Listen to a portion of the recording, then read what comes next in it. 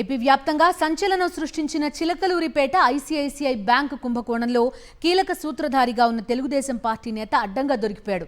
సదరు నేతను arrest చేయొద్దంటూ TDP అధిష్టానం నుంచి తీవ్రమైన ఒత్తిళ్లు వచ్చేటప్పటికీ చివరికి అరెస్టు మాత్రం తప్పలేదు. అయితే తనను అరెస్టు చేసినందుకు సిఐడి అధికారులపైనే దాడి చేసినంత పనిచేశాడు ఆ టీడీపీ నేత. ఈ ఫోటోలో ఏపీ సీఎం చంద్రబాబుతో ఉన్న వ్యక్తి పేరు అజిత్ కుమార్. పల్నాడు జిల్లా చిలకలూరిపేట నియోజకవర్గంలో కీలక నాయకుడు.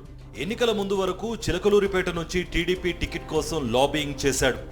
కానీ పార్టీ అధిష్టానం ఆ సీటును ప్రత్తిపాటి పుల్లారావుకు కేటాయించడంతో ఆయన గెలుపు కోసం పనిచేశాడు.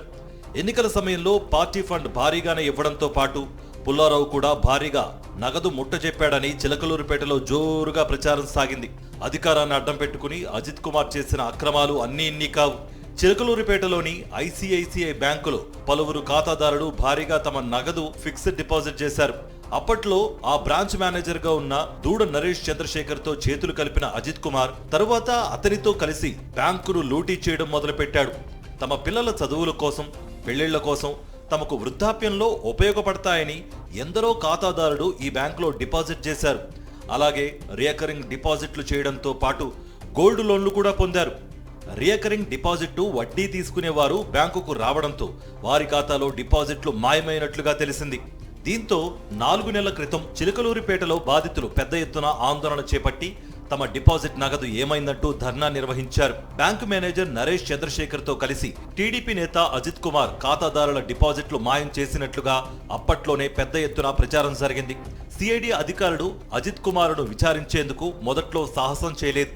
అయితే బాధితుల నుంచి రోజు రోజుకు ఆందోళన పెరగడంతో ఎట్టకేలకు పోలీసులు విచారించారు. ఈ విచారణలో అజిత్ కుమార్ తల్లి ఖాతాలోకి 35 కోట్లు జమ అయినట్లుగా సిఐడి అధికారులు గుర్తించారు.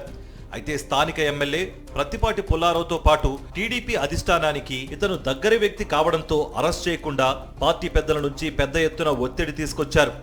అలాగే చంద్రబాబు కేబినెట్ లో ఓ మంత్రికి అత్యంత విలువైన గిఫ్ట్ కూడా అజిత్ కుమార్ ఇచ్చినట్లుగా ప్రచారం జరుగుతోంది. అందుకే ఈ కుంభకోణంలో కీలక పాత్ర అజిత్ కుమార్ది అని తెలిసినా కూడా సిఐడి అధికారులు అతన్ని అరెస్ట్ చేయలేకపోయారు.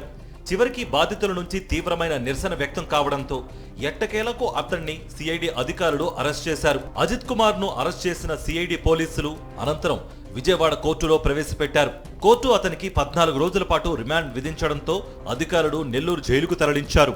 అయితే సిఐడి అధికారులు అజిత్ కుమార్ ను అరెస్ట్ చేసిన సమయంలో అతని సోదరుడు దీపక్ సిఐడి అధికారులపై దౌర్జన్యానికి దిగాడు.